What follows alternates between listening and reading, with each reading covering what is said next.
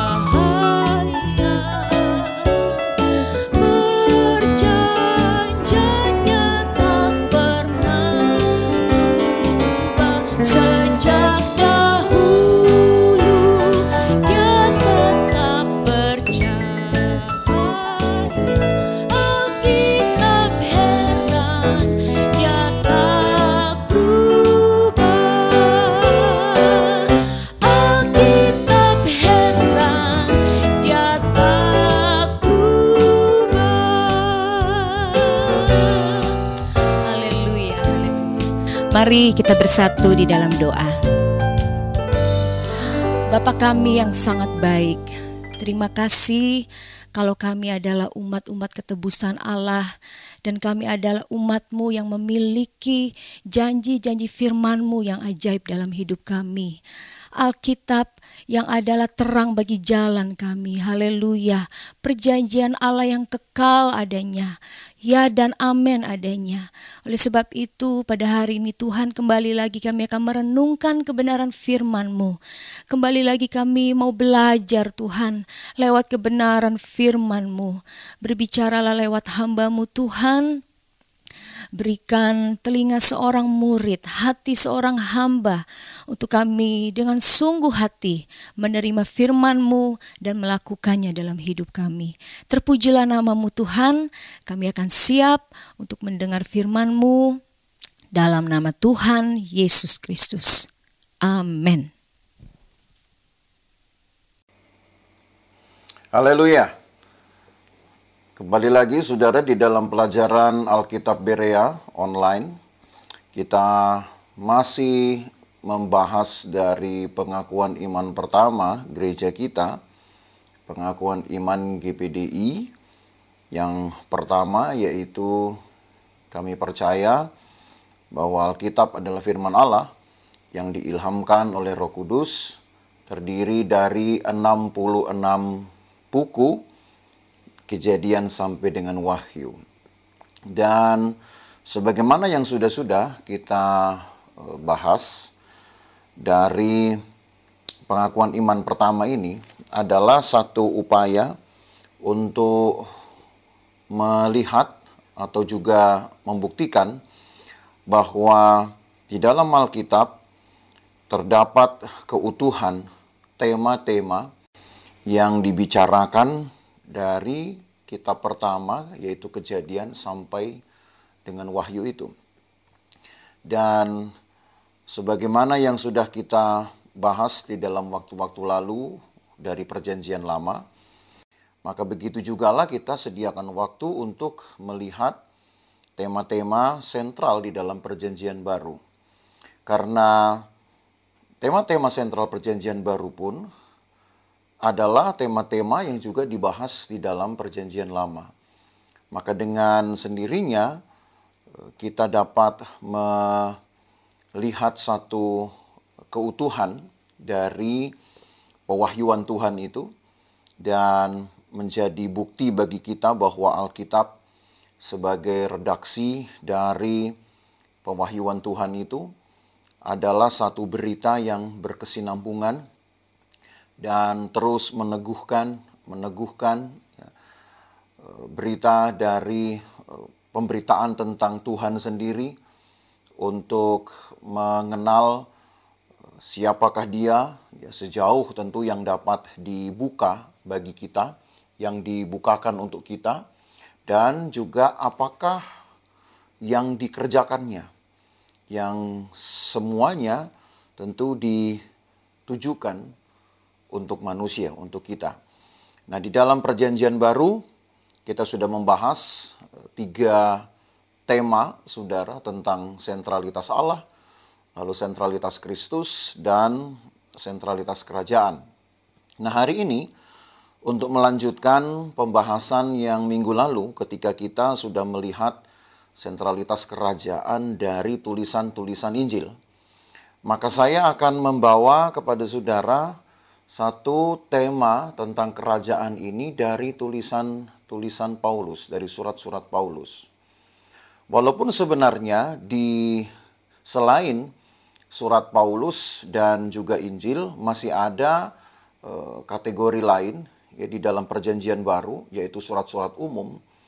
Tetapi sebenarnya jika nanti kita akan bahas, saudara, 6 hal dari pokok-pokok yang Paulus angkat tentang kerajaan Allah ini, maka apa yang juga disinggung di dalam tulisan-tulisan lainnya atau surat-surat lainnya, itu nafasnya sudah ada di dalam tulisan-tulisan Paulus ini. Ya.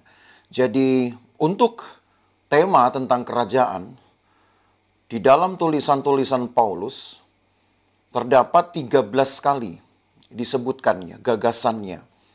Walaupun memang hanya semacam makna-makna yang tersirat gitu, atau satu hal, satu pemahaman ya, yang tersirat dari pernyataan-pernyataan Paulus. Berbeda halnya dengan kalau kita belajar dari Injil, ya, ada statement-statement langsung dari khotbah Yesus ya tentang kerajaan itu apa, ya, dan apa yang kemudian dapat dialami dalam kerajaan Allah itu. Maka Paulus justru menulisnya dengan pendekatan yang berbeda. Nanti saudara akan terasa bahwa seolah Paulus seperti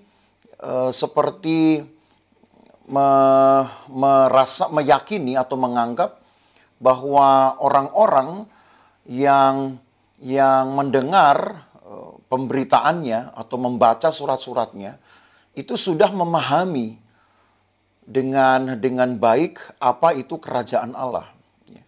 Padahal kalau dilihat dari peredaksiannya atau pencatatannya, tulisan-tulisan Injil dengan surat-surat Paulus boleh dikatakan ditulis dalam kurun waktu yang tidak jauh berbeda. Antara tahun 42 Masehi sampai tahun 47 Masehi. Kurang lebih itulah tahun-tahun penulisan dari Injil, dan juga beberapa surat-surat Paulus diselesaikan, dituliskan. Tetapi nanti saudara akan terasa, dan tentunya itu sejalan dengan apa yang akan kita bahas ini sebentar, bahwa Paulus dengan disinggungnya hal-hal yang tersirat di dalam pernyataan-pernyataannya itu, Paulus menganggap ya, seolah orang-orang sudah tahu kerajaan itu apa. Atau setidaknya Paulus seperti yakin betul bahwa apa yang Yesus khotbahkan itu sudah cukup melengkapi pengetahuan dari para pendengarnya. Nah, baik, mari kita melihat Bapak Ibu Saudara yang pertama, bahwa kerajaan Allah itu disebut oleh Paulus bukan soal makan dan minum, tapi soal kebenaran, damai sejahtera, dan sukacita. Dan itu dapat kita lihat di dalam kitab Roma pasal 14 ayat yang ke-17 tertulis begini. Roma 14 ayat yang ke-17.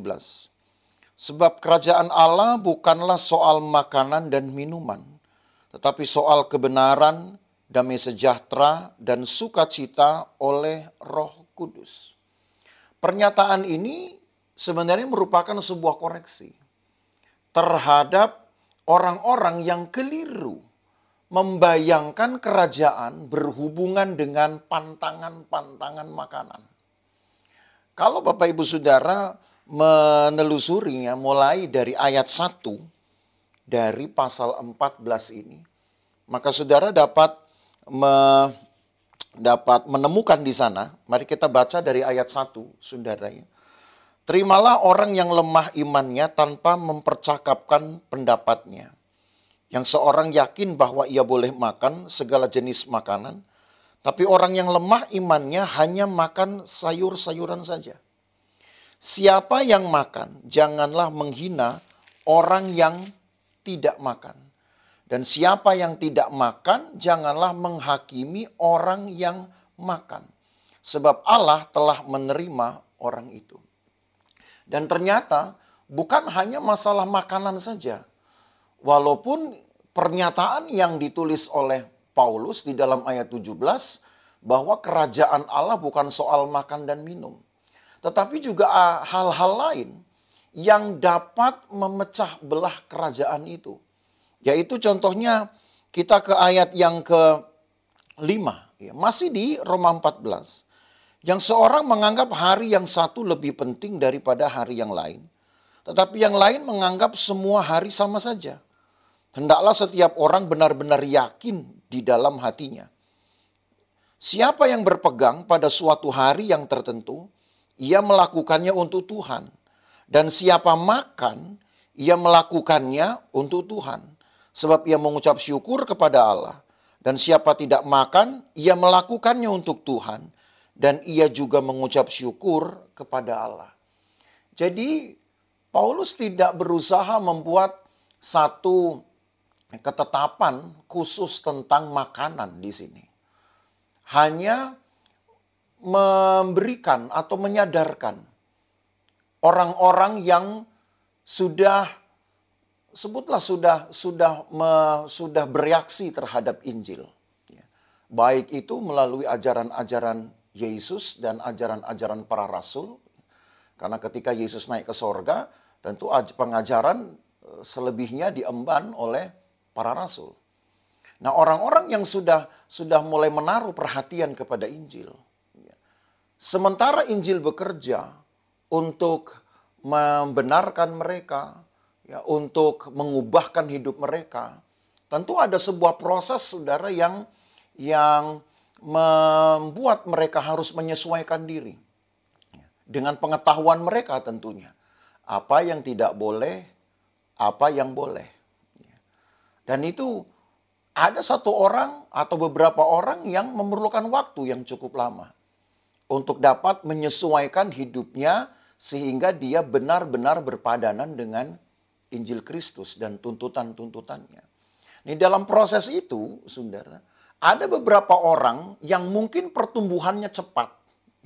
Dia mengalami perubahan yang cepat. Perubahan dari satu kebiasaan-kebiasaan atau budayanya. Dia bisa menyesuaikan diri dengan cepat untuk melakukan kehendak Allah. Tapi mungkin ada yang butuh waktu lama, yang masih terikat atau juga masih bingung apakah dia harus melepaskannya, apakah dia harus memeliharanya, satu kebiasaan-kebiasaan itu. Termasuk soal makanan yang dipantangkan atau menghormati hari-hari tertentu. Nah, Paulus tidak datang untuk membuat sebuah garis tegas pelarangan-pelarangan. Tapi justru dia berkata, kalaupun ada yang masih memakannya, menganggap yang orang yang disebut lemah lalu mungkin makan sesuatu yang dipantangkan oleh kelompok lain, maka Paulus berkata, janganlah orang menghakimi. Ya. Karena penghakiman ini justrulah yang dapat memecah belah. Memecah belah anak-anak Tuhan itu, bahkan pada akhirnya ketika mereka sudah diperhitungkan sebagai anggota kerajaan Allah berdasarkan Injil, itu dapat juga memecah belah kerajaan tersebut. Jadi dari sini tadi saya katakan saudara, Paulus justru langsung menyinggung tentang satu potensi bahaya dari anggota kerajaan ini, warga kerajaan Allah ini. Sehingga bisa saja warga kerajaan yang sudah terkumpul tadinya oleh karena pemberitaan Injil baik dari Yesus sendiri tentunya maupun dari rasul-rasul itu menjadi hilang, menjadi kabur hanya karena mereka tidak saling memahami dan tidak saling menghormati kelemahan ataupun kekuatan satu orang dengan yang lainnya, saudara, dalam hal menyesuaikan diri dengan Injil dan dengan kehendak Tuhan. Jadi potensi-potensi seperti inilah, saudara, yang justru buat Paulus penting untuk diangkat.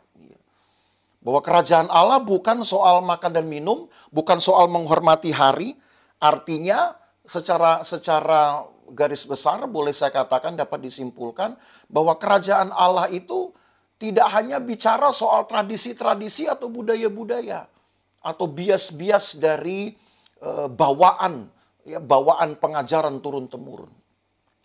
Tetapi kebenaran lalu juga dikatakan damai sejahtera dan sukacita.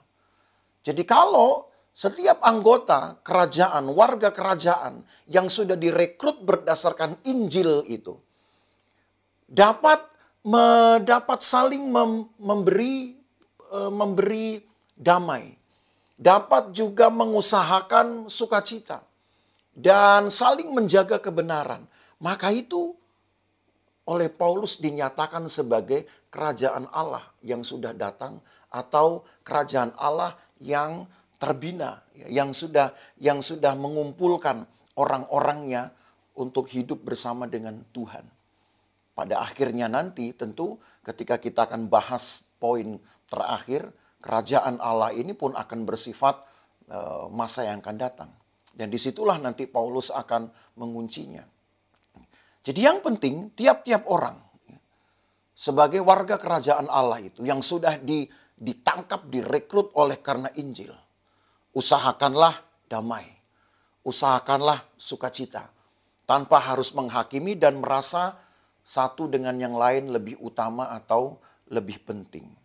Nah itu sebabnya juga yang kedua saudara, kalau kita melihat yang kedua, kerajaan Allah juga bukan soal perkataan, tetapi soal kuasa. Mari kita melihat sekarang di dalam 1 Korintus pasal yang keempat ayat yang ke-20. 1 Korintus 4 ayat yang ke-20. Tertulis begini. Sebab kerajaan Allah bukan terdiri dari perkataan, tetapi dari kuasa.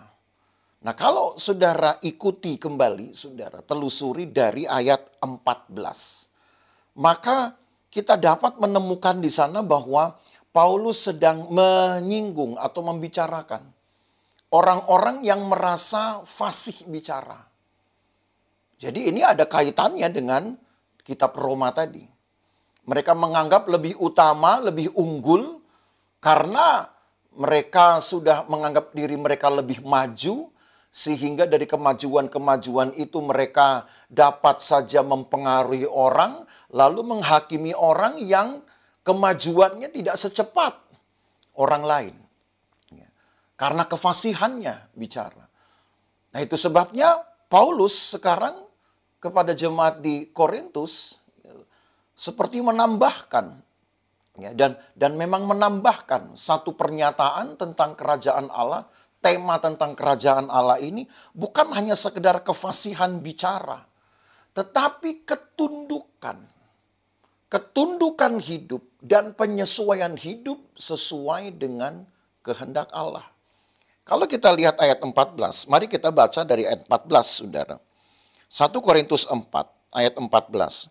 Hal ini kutuliskan bukan untuk memalukan kamu, ya, atau mempermalukan maksudnya, tetapi untuk menegur kamu sebagai anak-anakku yang kekasih. Sebab sekalipun kamu mempunyai beribu-ribu pendidik dalam Kristus, kamu tidak mempunyai banyak bapa. Karena akulah yang dalam Kristus Yesus telah menjadi bapamu oleh Injil yang kuberitakan kepadamu. Saudara perhatikan dulu ayat ini. Paulus berkata, sekalipun kamu mempunyai beribu-ribu pendidik, tetapi kamu tidak mempunyai banyak bapa. Pendidik hanya menanamkan saja pengetahuan, membangkitkan daya nalar seseorang untuk lebih luas memahami. Itu pendidik.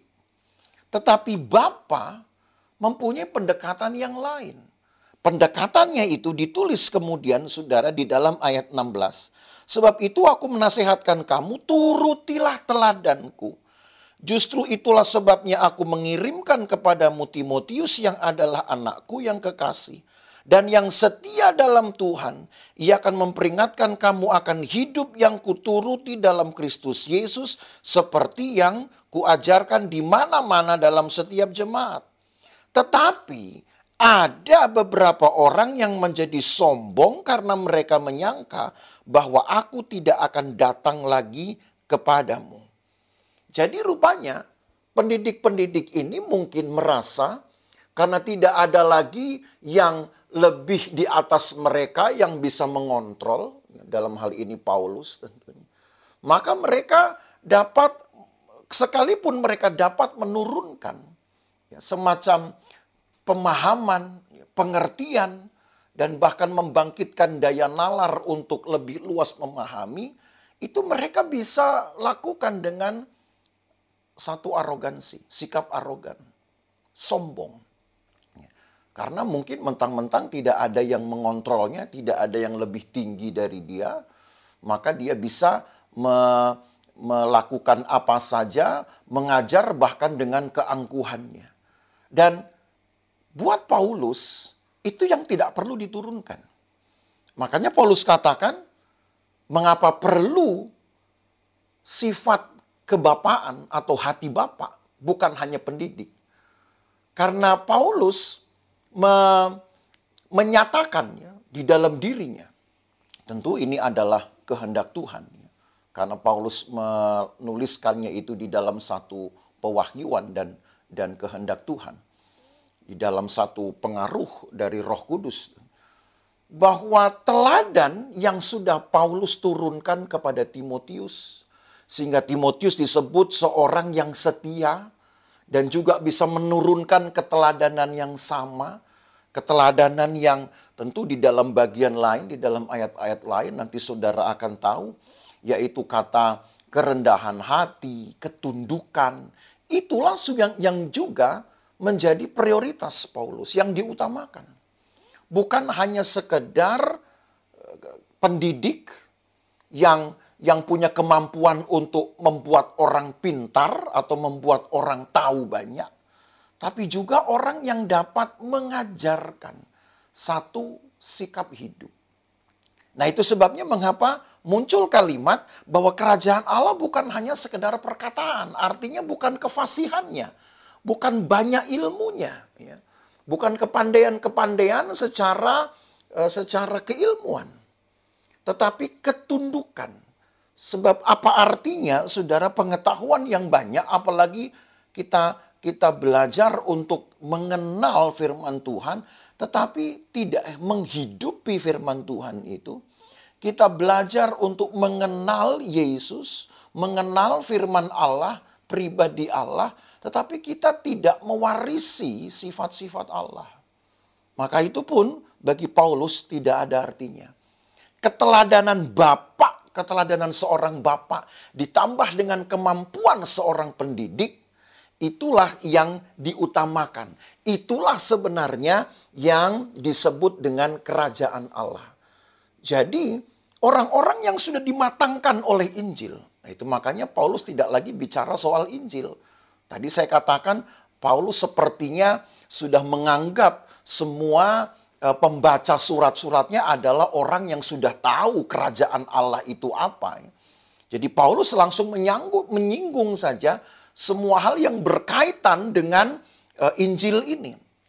Tapi hal Injil itu sendiri, Paulus anggap mereka sudah mengetahuinya. Padahal tadi saya katakan, dalam penulisan, waktu penulisan, baik Injil maupun surat Paulus itu hampir ada di dalam satu kurun waktu yang sama. Tapi itulah Allah, saudara. Saya ingin tegaskan itulah firman Allah. Bukan berarti Paulus beranggapan, ya, atau saya katakan tadi Paulus menganggap itu berarti betul-betul Paulus berasumsi bahwa orang banyak sudah tahu betul tentang kerajaan. Tetapi kepada Paulus, Allah memberi satu pewahyuan yang sifatnya menambahkan apa yang sudah dicatat oleh Injil tentang khotbah-khotbah Yesus secara tegas, secara lugas mengenai kerajaan Allah. Jadi dari tulisan-tulisan ini kita pun tahu, saudara, bahwa pewahyuan Allah itu bersifat menambahkan dan juga meneguhkan, ya. saling menopang, saling mengisi, saling meneguhkan satu sama lain. Dan itulah yang justru ingin ditekankan di dalam pembelajaran ini. Supaya kita yakin betul bahwa Alkitab itu adalah firman Allah yang diilhamkan oleh Roh Kudus.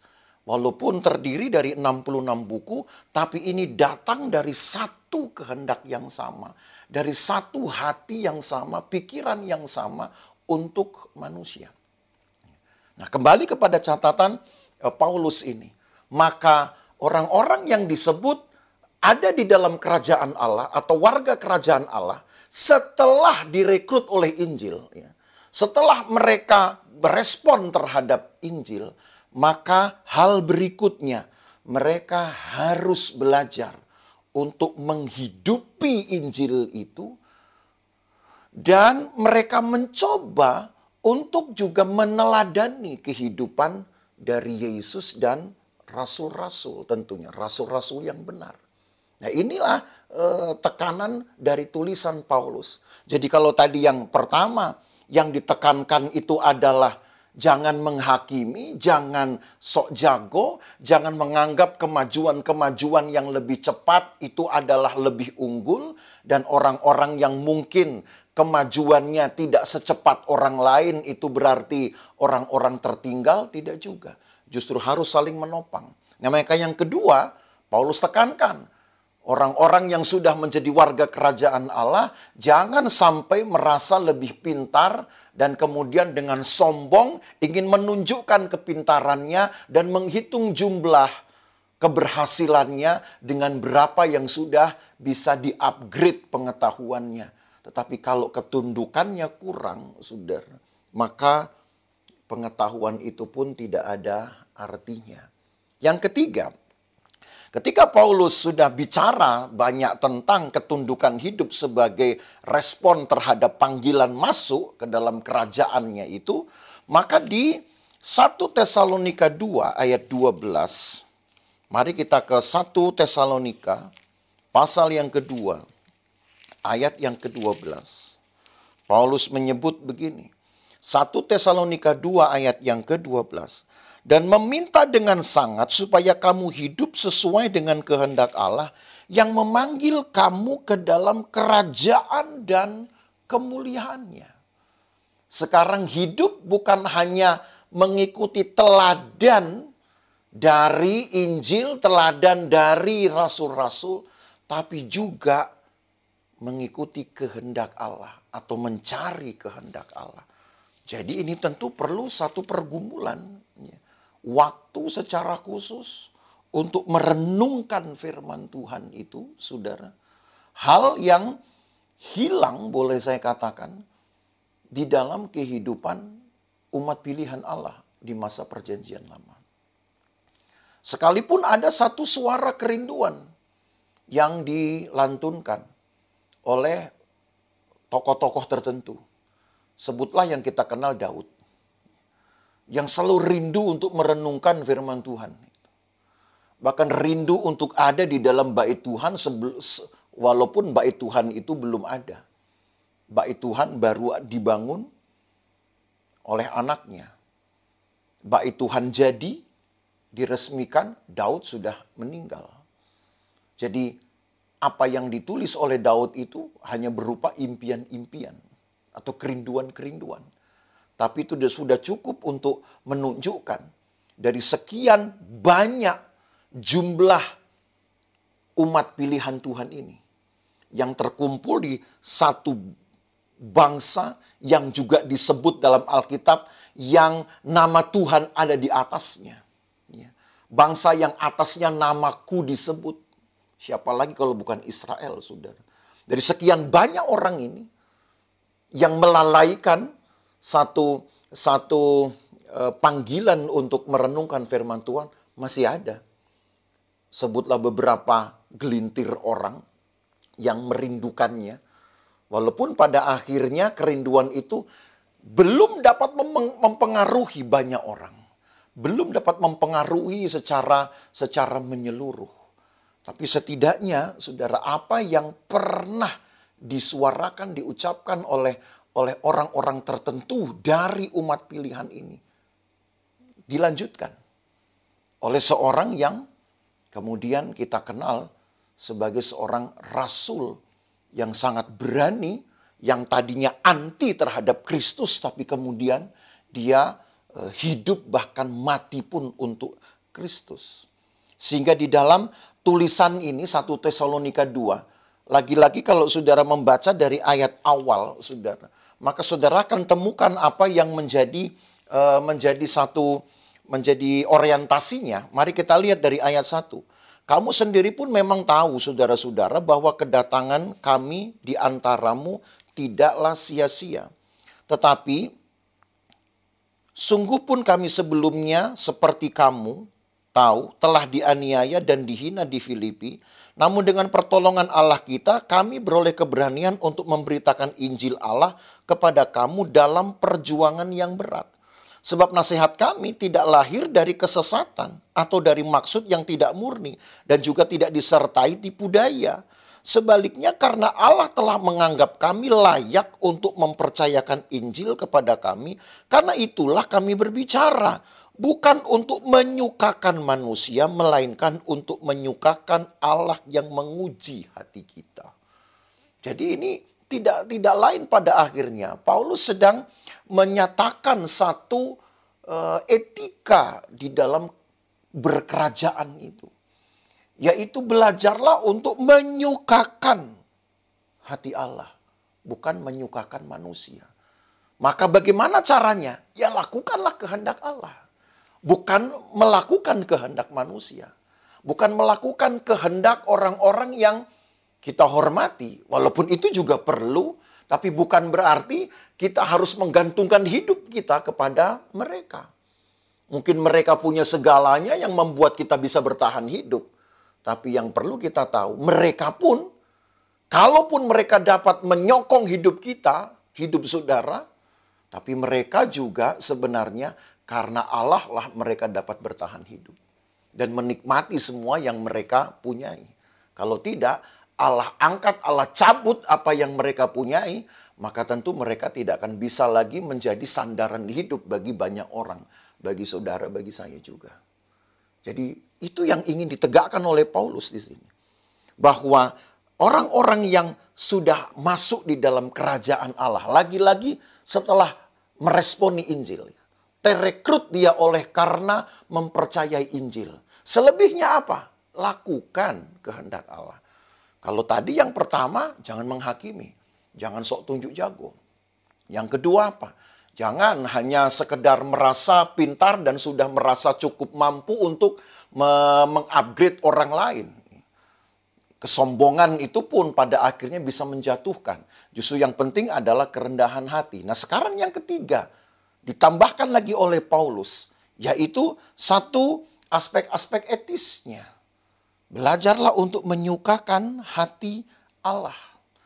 Jadi kita dapat di sini dua sifat saudara sebenarnya. Kalau tadi di dalam 1 Korintus pasal 4 itu, dari ayat yang ke-14, saudara akan temukan di sana tadi Bapa, hati Bapa. Ya, satu keteladanan Bapa. Maka di dalam 1 Tesalonika 2 ayat 12 ini, dari ayat 1 sampai ayat 12 tentunya, saudara nanti akan menemukan di sana bahwa seorang yang melakukan kehendak Allah atau juga terdorong untuk dapat memberi keteladanan gitu ya, dengan sudah mendahulukan dirinya melakukan kehendak Allah, itu harus melakukannya seperti seorang ibu yang merawat anaknya dengan penuh kasih sayang. Dengan penuh kasih sayang. Diajarinya untuk bagaimana dia berjalan, diajarinya untuk bagaimana dia berkata-kata, berucap.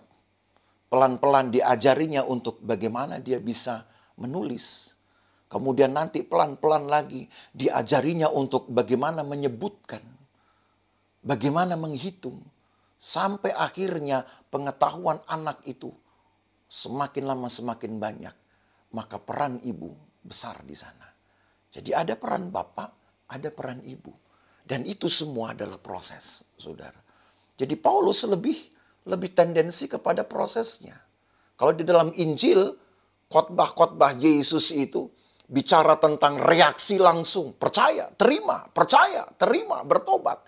Maka Paulus sekarang memberikan satu aspek-aspek yang ada di dalam proses kehidupan itu. Yang keempat, saudara, setelah landasan etis itu diberikan, aspek-aspek etis maksud saya tadi diberikan, maka yang keempat landasannya. Landasan dari tuntutan moral itu diberikan oleh Paulus sehingga dalam 1 Korintus, kita kembali ke 1 Korintus pasal yang ke-6. 1 Korintus pasal 6, ayat 9 sampai 11 tertulis begini.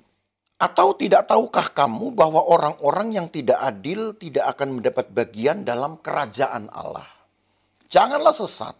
Orang cabul, penyembah berhala, orang berzina, banci, pemburit, pencuri, orang kikir, pemabuk, pemfitnah, dan penipu tidak akan mendapat bagian dalam kerajaan Allah. Dan beberapa orang di antara kamu demikian dahulu. Tapi kamu telah memberi dirimu disucikan. Kamu telah dikuduskan. Kamu telah dibenarkan dalam nama Tuhan Yesus Kristus dan dalam roh Allah kita. Nah dari poin yang keempat inilah sudah kita tahu Paulus sekarang menyatakan bahwa kerajaan Allah itu dirancang hanya untuk orang-orang yang disucikan, dikuduskan dan dibenarkan. Tidak dirancang untuk orang lain. Tidak hanya dirancang untuk umat pilihan saja. Karena umat pilihan pun tidak mempertahankan atau ya tidak mempertahankan hidupnya untuk tetap berpadanan pada hukum Tuhan. Padahal kalau mereka dapat melakukan itu, mempertahankan itu seumur hidup mereka, maka Taurat yang juga disebut di dalam perjanjian lama sebagai murni, bahkan firman Tuhan itu sendiri adalah kehidupan, tentu akan memberi kehidupan kepada mereka, bukan hanya kehidupan di dalam dunia yang sementara, tetapi kehidupan yang sesungguhnya. Nah, begitu juga di dalam perjanjian baru. Paulus juga menulis pada akhirnya tema yang sama dari hukum Taurat itu. Dia menyebut hukum Taurat itu kudus. Hukum Taurat itu sebenarnya tidak ada cacatnya sama sekali. Tapi yang membuatnya menjadi cacat atau yang membuatnya seolah-olah tidak berdaya oleh karena sifat manusia yang selalu melawan tuntutan Taurat. Sifat manusia yang tidak mengutamakan tuntutan hukum Taurat.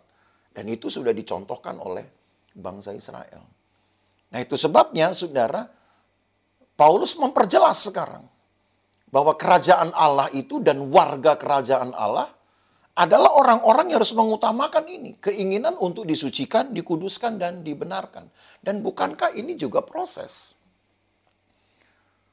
Respon pertama, mendengar Injil, terima, percaya, bertobat, mengakui kesalahan, lalu kemudian dari titik itu, dia akan menyesuaikan dirinya dengan tuntutan-tuntutan di dalam Injil itu. Seruan-seruannya, apa yang dianjurkan, apa yang dilarang. Bagaimana dia harus menghentikan apa yang selama ini diketahuinya salah. Dan dia melanjutkan mengembangkan apa yang kemudian diketahuinya itu adalah yang benar. Nah, itulah sebenarnya proses-proses yang pada akhirnya dirinci oleh Paulus ini secara jelas, saudara, dengan perbuatan-perbuatan daging. Ya, kalau kita baca lagi tadi ayat yang ke-9 dari bagian B-nya saja. Janganlah sesat, orang cabul, penyembah berhala, berzinah, banci, pemburit, pencuri, orang kikir, pemabuk, pemfitnah, dan penipu tidak akan mendapat bagian dalam kerajaan Allah. Apa yang Paulus tulis ini sebenarnya tidak jauh berbeda dengan 10 hukum Taurat, 10 hukum utama yang diberikan oleh Allah kepada Israel di Sinai. Hanya kemudian Paulus menambahkannya itu dengan kecenderungan-kecenderungan pada masa itu, bahkan sampai pada masa kini, saudara. Orang mungkin menganggap ini hal yang biasa pada akhirnya. Tetapi tetap saja, ini adalah satu perbuatan daging, perbuatan gelap yang bukan, yang ada di luar kerajaan. Siapa yang masih mengenakan kehidupan seperti ini, maka otomatis dia bukanlah warga dari kerajaan Allah itu. Jadi orang-orang yang hidup menyesuaikan kehendak Allah, hidup untuk menyenangkan Tuhan, tentu harus menjauhkan diri dari hal-hal ini. Ya, itu sebabnya di dalam Galatia juga disebutkan, ya, gagasan yang sama ada di sana, dan mungkin ayat ini jauh lebih akrab, saudaranya, di telinga kita. Galatia 5 ayat 21 dituliskan begini. Dari ayat yang ke-19, perbuatan daging telah nyata, yaitu percabulan, kecemaran, hawa nafsu, penyembahan berhala, sihir, perseteruan, perselisihan, iri hati, amarah, kepentingan diri sendiri, percideraan, roh pemecah, kedengkian, kemabukan, pesta pora, dan sebagainya. Terhadap semuanya itu kuperingatkan kamu, seperti yang telah kubuat dahulu, bahwa barang siapa melakukan hal-hal demikian, ia tidak akan mendapat bagian dalam kerajaan Allah. Rincian itu kalau sudah perhatikan justru jauh lebih banyak daripada tulisan di 1 Korintus tadi. Jadi dengan demikian, saudara, Paulus menambahkan, mungkin pada akhirnya banyak orang yang menjadikannya sebagai alasan-alasan kelemahan. Oh, saya tidak bisa melepaskan hal ini. Lalu pelan-pelan dianggap biasa atau dianggap lumrah. Tapi buat Paulus itu tetap merupakan tabiat yang berada di luar kerajaan. Bukan tabiat seorang warga kerajaan Allah. Makanya dengan tegas dia berkata bahwa di ayat yang ke-21 itu yang masih melakukan hal-hal ini, ia tidak akan mendapat bagian dalam kerajaan Allah. Namun sebaliknya, dia memberikan rincian-rincian lain tentang buah roh itu. Dan itulah yang harusnya menjadi satu hiasan atau rasa dalam kehidupan warga kerajaan Allah itu. Dan itu sudah membuktikan bahwa seseorang sudah hidup menyukakan hati Allah. Itu intinya. Yang kelima, saudara. Yang kelima, Paulus menghubungkan kemudian kerajaan Allah ini dengan tujuan dari pekerjaan penginjilannya. Ya, mari kita melihat di dalam kitab Kolose. Kolose pasal yang keempat. Kolose pasal 4 ayat yang ke-11. Dan dari Yesus yang dinamai Yustus, hanya ketiga orang ini dari antara mereka yang bersunat, yang menjadi temanku sekerja untuk kerajaan Allah, mereka itu telah menjadi penghibur bagiku. Nah, apa maksudnya dengan dituliskannya, saudara, nama-nama dari orang-orang tertentu. Lalu kemudian Paulus menyebutnya bahwa mereka adalah teman sekerjaku untuk kerajaan Allah. Maka kita harus menelusuri lagi-lagi dari ayat-ayat awal. Sebab tanpa penelusuran dari ayat-ayat awal, kita tidak akan menemukan sebuah jalan cerita atau keutuhan idenya. Dan untuk ini kita perlu melihat dari pasal 1.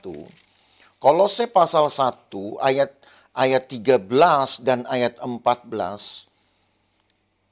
Kolose 1 ayat 13, ia telah melepaskan kita dari kuasa kegelapan dan memindahkan kita ke dalam kerajaan anaknya yang kekasih.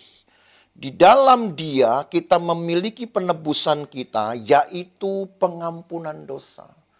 Jadi apa yang Paulus sebut tadi sebagai teman sekerja dalam kerajaan Allah, memberitakan kerajaan Allah, tidak lain adalah untuk menunjukkan tujuan dari pekerjaan penginjilannya.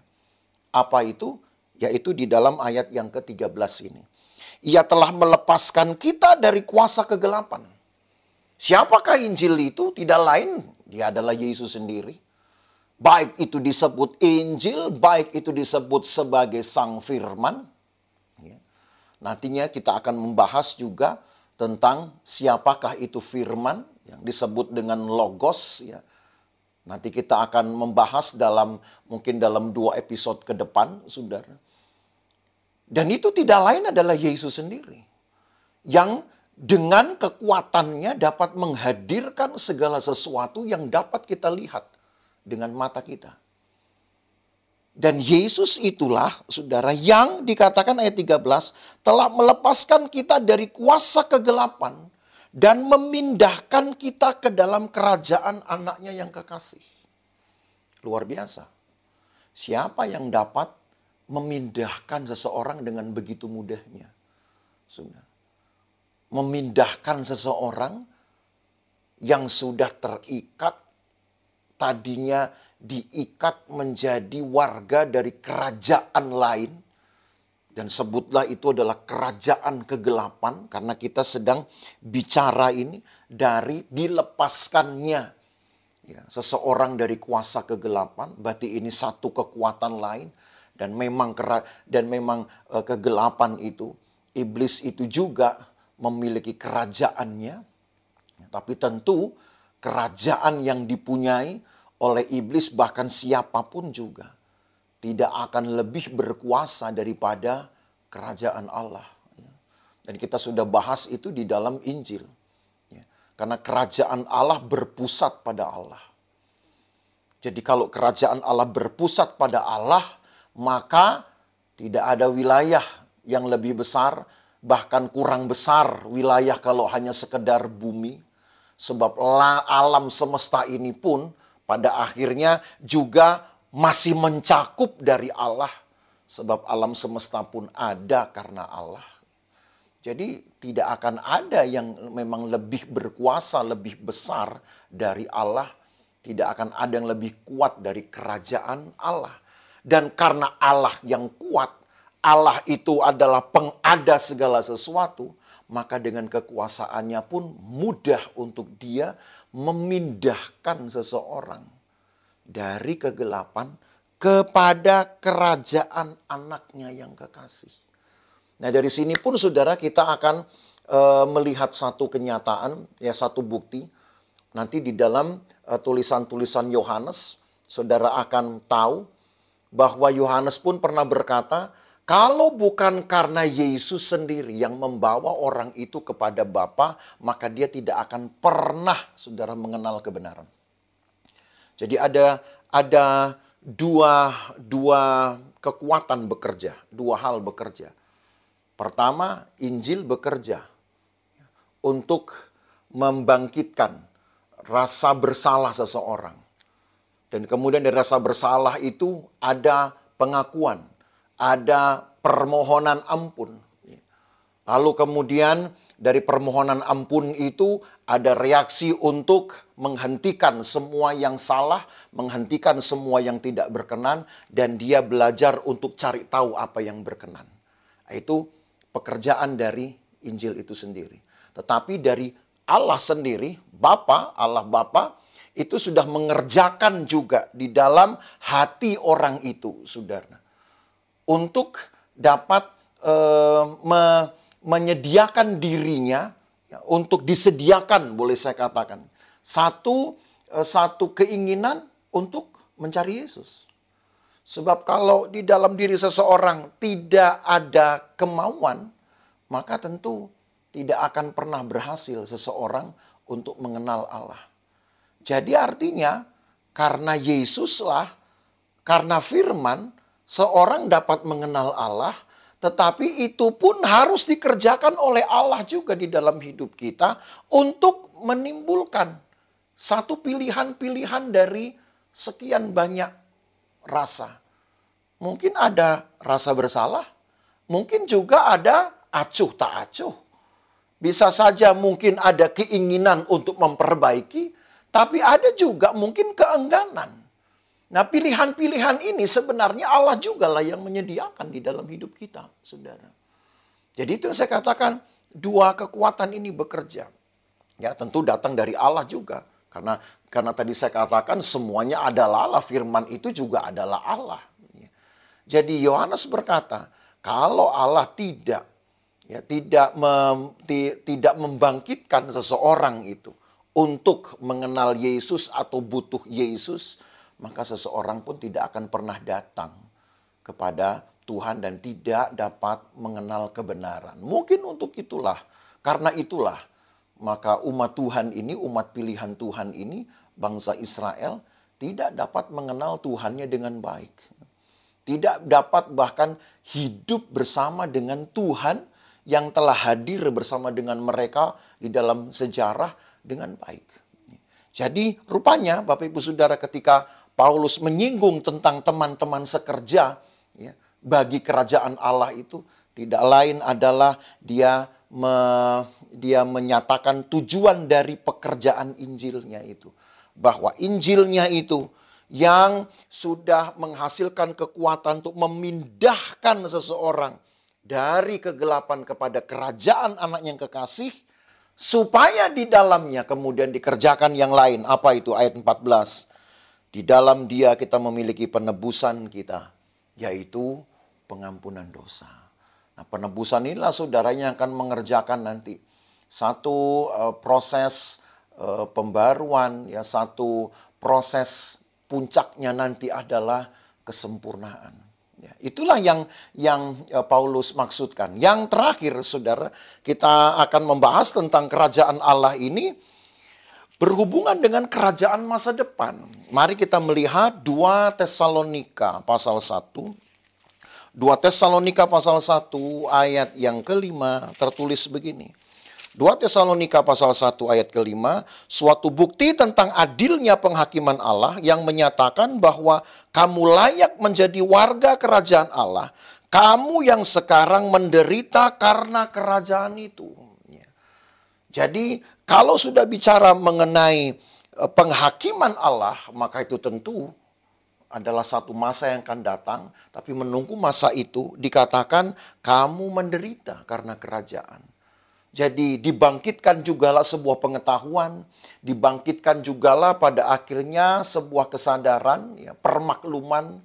Ya, harus maklum kita, saudara, bahwa sambil menanti kerajaan Allah itu yang akan datang dengan bentuknya, ya, dengan kemahakuasaannya, karena kita belum melihat secara fisik kerajaan itu.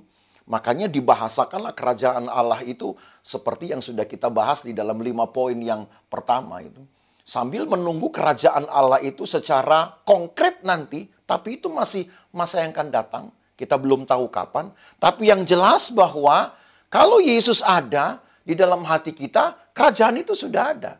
Dan kalau yang kelima hal tadi kita sudah indahkan, maka kerajaan Allah itu pun sudah hidup, saudara. Kita sudah berada dalam kerajaan Allah itu. Dan kita bisa menikmati bahkan semua keindahan di dalam kerajaan Allah itu. Dan kita bisa mempengaruhi orang lain untuk membawa mereka juga mengalami hal yang sama dengan kita. Nah, sambil menanti bentuk konkretnya, Alkitab berkata kita harus menderita. Jadi ada penderitaan-penderitaan, baik itu penderitaan fisik dan penderitaan batin, tapi dengan penderitaan itulah sebenarnya yang ingin Paulus angkat kemudian adalah pengharapannya. Ya, adalah pengharapannya. Itu sebabnya mengapa tadi di dalam catatan 1 Tesalonika itu, saudara, dalam Kolose pasal 4 itu, Paulus bicara mengenai penebusan. Karena itu proses. Ya. Dan tidak bisa serta-merta seseorang kemudian menjadi sempurna. Karena harus dipatahkan juga dulu keakuan kita. Harus dipatahkan dulu keegoan kita. Ingat tadi, pendidik pun bisa menjadi sombong. Dan itu masa pengujian. Terjadi di dalam proses kehidupan ini. Dan kalau itu kita bisa terima, saudara, sambil menjaga hidup kita tentu tetap menyukakan hati Allah. Maka ketika orang-orang yang tidak menyenangi, yang tidak menyukai kita, karena orang-orang yang menyenangkan Allah tentu tidak akan menjadi musuh dunia. Mereka akan menghadirkan apa yang memahitkan hidup kita. Tapi kalau kita bertahan, maka akan datang waktunya penghakiman, saudara. Siapa yang benar akan tetap dapat bertahan berdiri bersama-sama dengan Allah, memerintah di dalam kerajaannya yang kekal. Dan itulah yang menjadi harapan kita. Maka dengan sendirinya Paulus pun membangun harapan ini, saudara, bagi kita semua, bagi saudara dan saya. Puji nama Tuhan, kiranya pelajaran kita tentang sentralitas kerajaan ini dalam surat-surat Paulus memberi kita satu semangat untuk tetap mempertahankan keinginan melakukan kehendak Allah, supaya di dalam hidup kita lah Allah berkehendak untuk menjadikan kita teladan di dalam ketundukan yang dapat mempengaruhi orang dan melihat Allah di dalam hidup kita. Nama Tuhan dipermuliakan. Mari kita berdoa. Terima kasih banyak Tuhan untuk pelajaran kami hari ini. Tuhan tolong kiranya firman Tuhan dapat kami pahami dengan baik apa yang ditulis oleh Paulus ini. Tentu kami harus memahaminya dengan seksama, dengan teliti, membaca firman Tuhan juga dengan kesenangan hati, dengan teliti untuk menemukan kehendak Allah, untuk menemukan bahkan kerinduan Tuhan yang harus kami penuhi, sehingga pada akhirnya kami betul-betul dapat hidup bersama-sama dengan Tuhan di dalam kerajaannya secara konkret. Kami hari-hari ini belum dapat melihat bentuk konkretnya, tapi kami yakin kerajaan itu sudah ada di dalam hidup kami. Kami sudah ada di dalam kerajaan Allah itu juga ketika kami melakukan kehendak Allah. Dan kami bahkan mengindahkan 6 hal yang Paulus ajarkan sebagaimana yang sudah kami bahas bersama dalam episode pelajaran hari ini. Tuhan tolong umat-Mu dimanapun mereka berada, jaga, pelihara, jauhkan dari bahaya, celaka, dan perbuatan jahat orang lain. Kami terima firman-Mu Tuhan, dalam nama Tuhan Yesus Kristus. Haleluya. Amin.